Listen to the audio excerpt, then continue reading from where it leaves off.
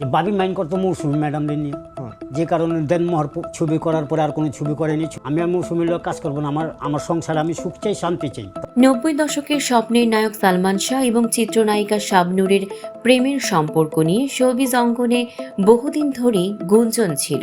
তবে এবার এই বিষয়ে নতুন তথ্য প্রকাশ করলেন সালমান শাহর সহকারী মোহাম্মদ মুনসুর আলী।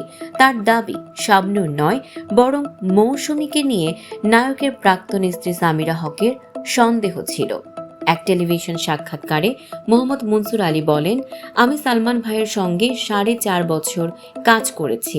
শাবনূরের সঙ্গে তার সম্পর্কের সত্যতা কতটুকু তা আমি জানি না, তবে আমি জানি সামিরা ভাবি মৌসুমী ম্যামকে নিয়ে মাইন্ড করতেন। এ কারণে দেনমোহর সিনেমার পর আর কোনো সিনেমায় মৌসুমীর সঙ্গে সিনেমা করতে চাননি সালমান ভাই। একটি ভালো সিনেমার অফার থাকলেও মৌসুমী থাকায় তিনি সেটা না করে দেন।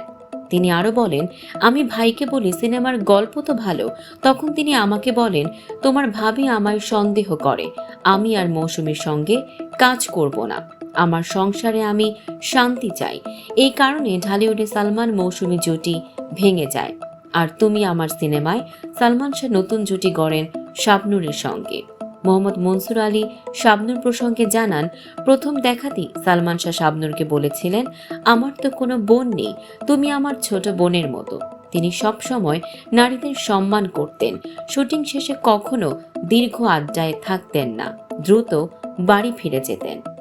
দর্শক, সাম্প্রতিক ও চমকপ্রদ এমনই সব খবর পেতে ফলো করুন আমাদের ফেসবুক পেজ CB24 TV এবং সাবস্ক্রাইব করুন ইউটিউব চ্যানেল CB24 অফিসিয়াল।